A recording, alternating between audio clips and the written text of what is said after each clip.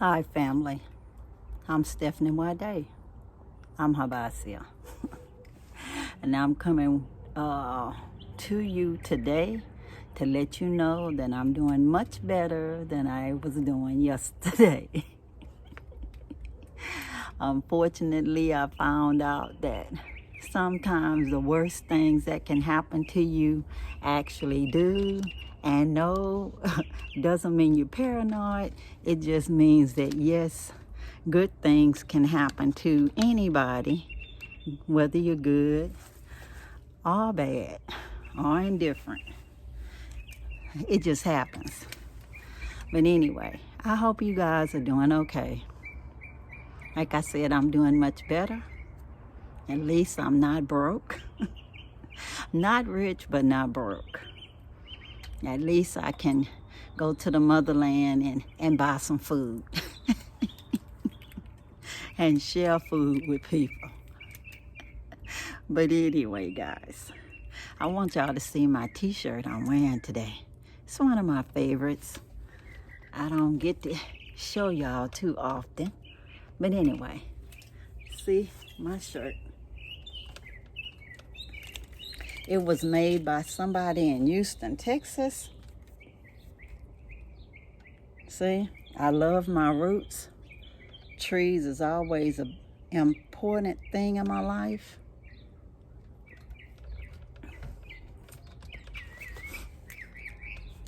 And it has to do with roots. And it has to do with life. If it wasn't for trees, we wouldn't even be alive because they give us our oxygen, as everybody knows. And I am definitely using a fan today. I have insect repellent on, but somehow the mosquitoes around here don't know that.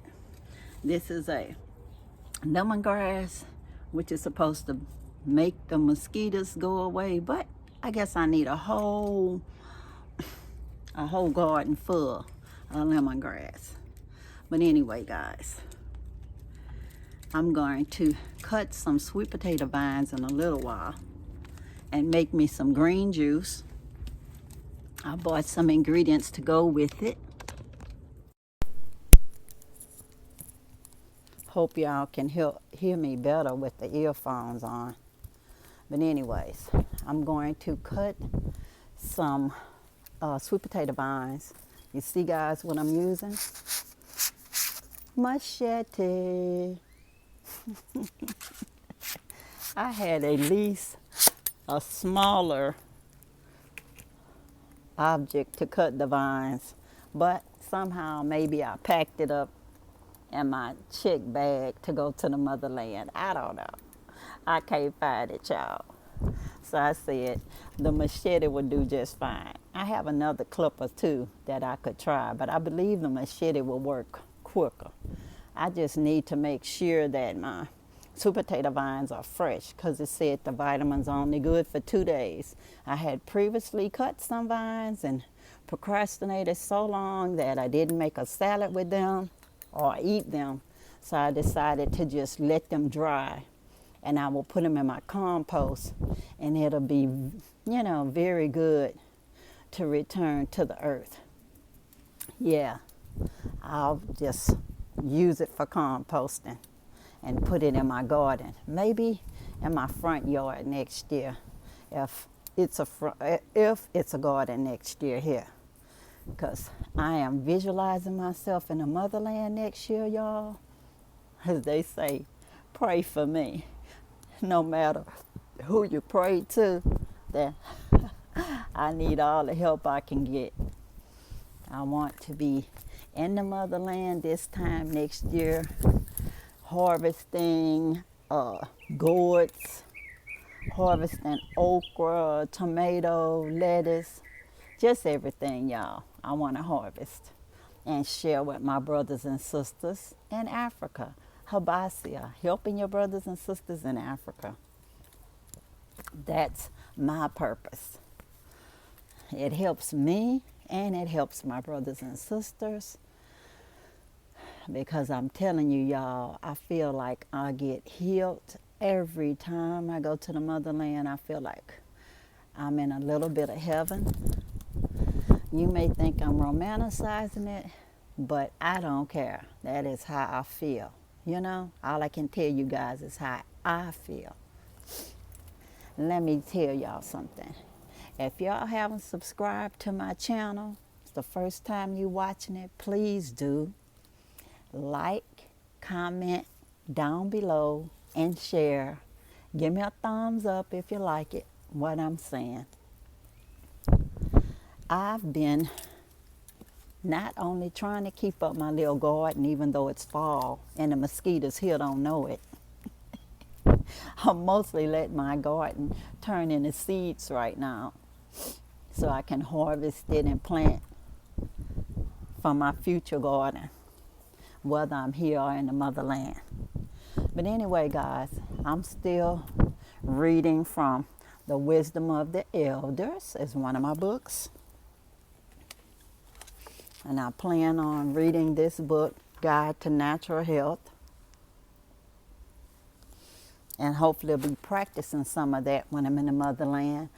I'm going to definitely talk to all the herbalists around to see which herbs and which fruits and vegetables will help with things like diabetes, hypertension, high cholesterol, my blood sugar, etc., etc. I just want to get everything under control without using all those store-bought medications. And of course, I had to find about where are the neem trees so I can plant me some neem trees, because I know that that's good as an anti-malaria.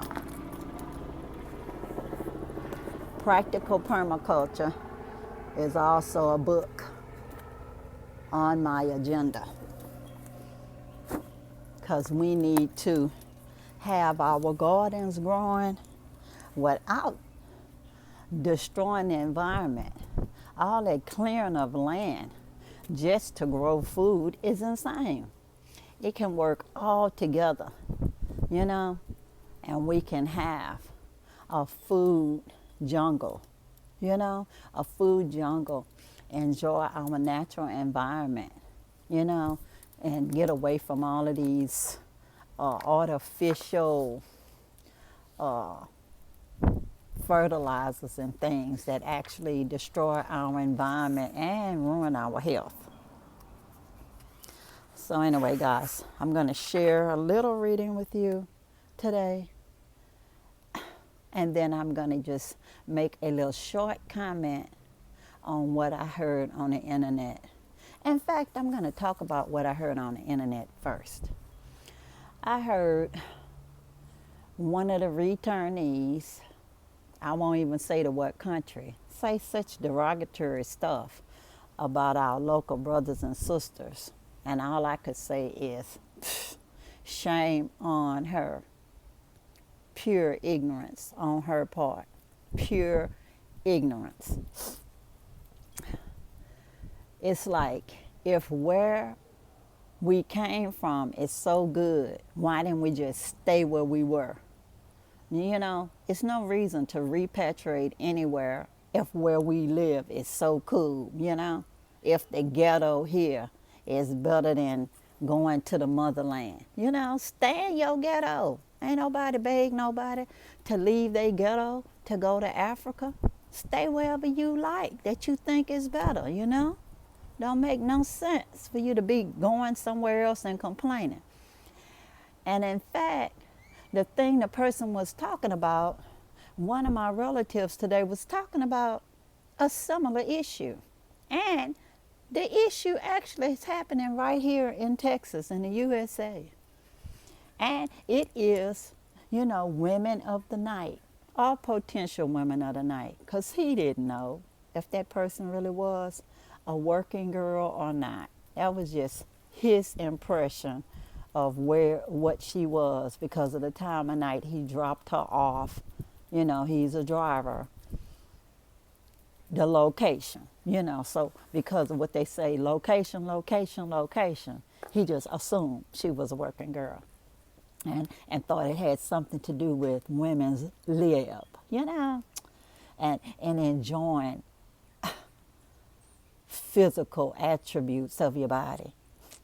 And anybody knows, if you're a working girl, it has nothing to do with enjoying anything. It's just about money. That's it. Money. About money. And then I saw a documentary that was talking about the enslaved. And what was that about? Same difference, money. People just use people, whether they use their own bodies or somebody else's body. It seems to be the root of all of the evil is money. You know, for our ancestors, it was about something simple as sugar. Sugar, y'all. That people like using sugar in their coffee, and the cheapest way to get the sugar was to enslave people and make them work for free to grow sugar cane and harvest sugar cane to turn into sugar to sell to people. It was about money. The poor people that was planting the sugar cane and harvesting the sugar cane didn't even drink coffee. You know, never drank any coffee, never had any sugar. You know, it's just sad. And the same thing with this person that was on YouTube. She is exploiting the people where she is by saying derogatory things about them when she knows fair well it happens worldwide. It's all about money or the lack thereof.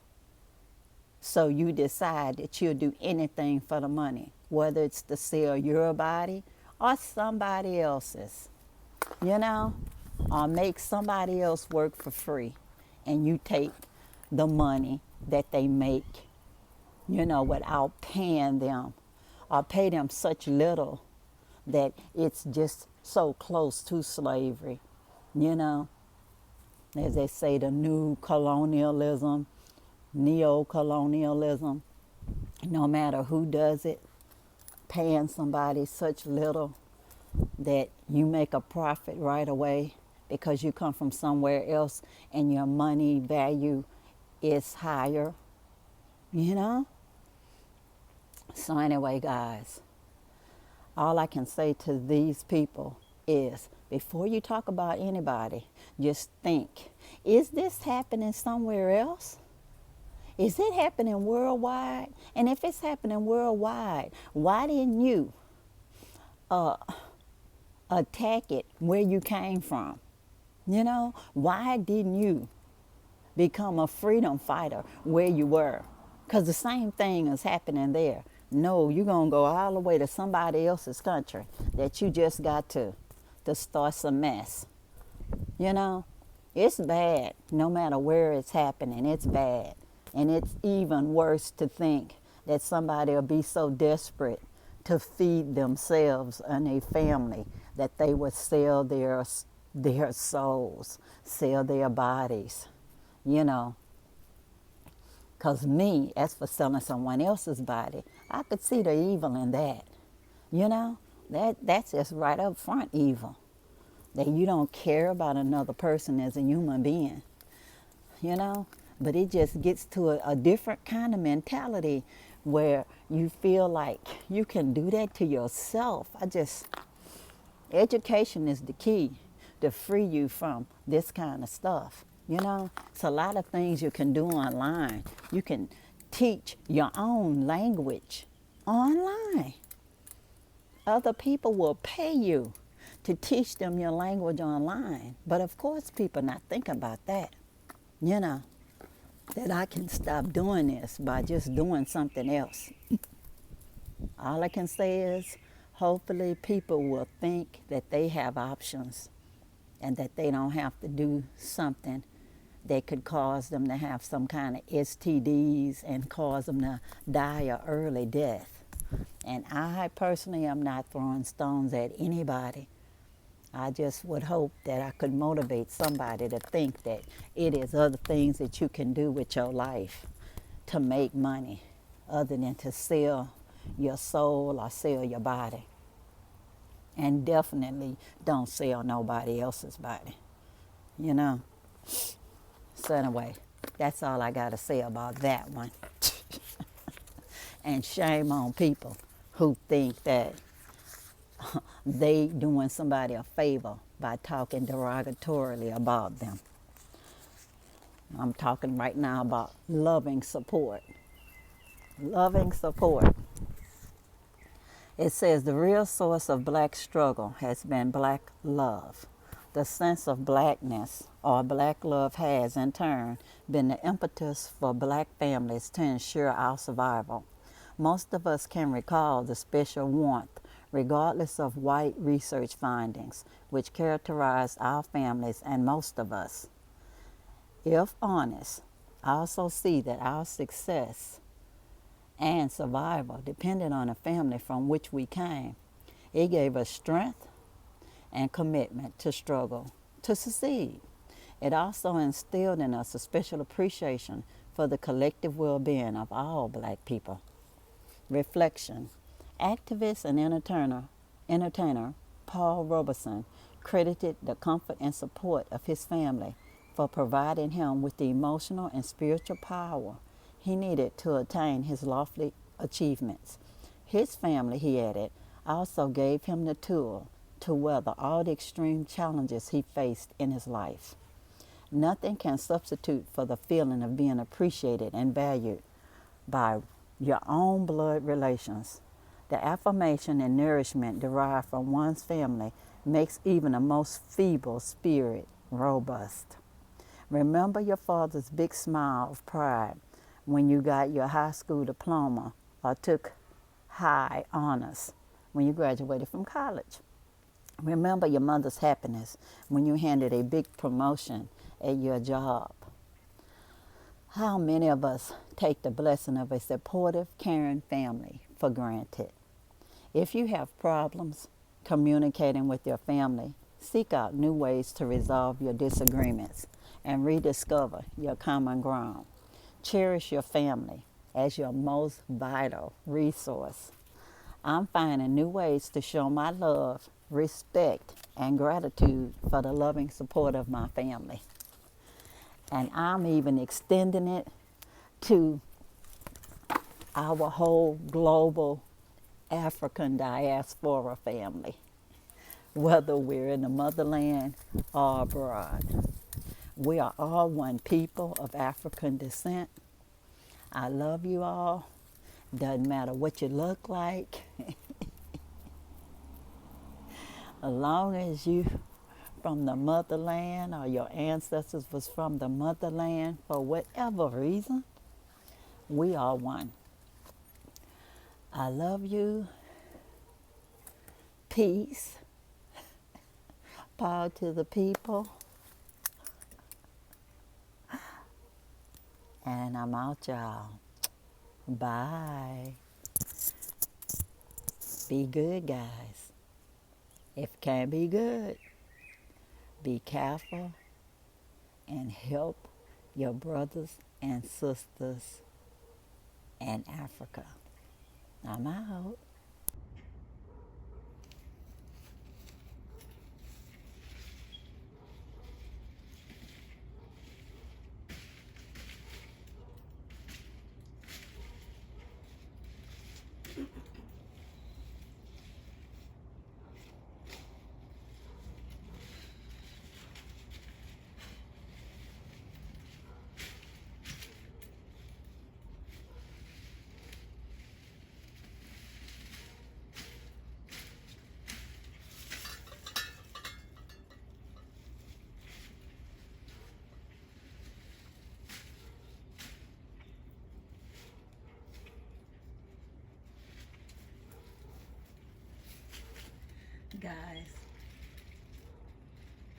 Guys, this is some of the sweet potato vines I'm gonna put in my juice.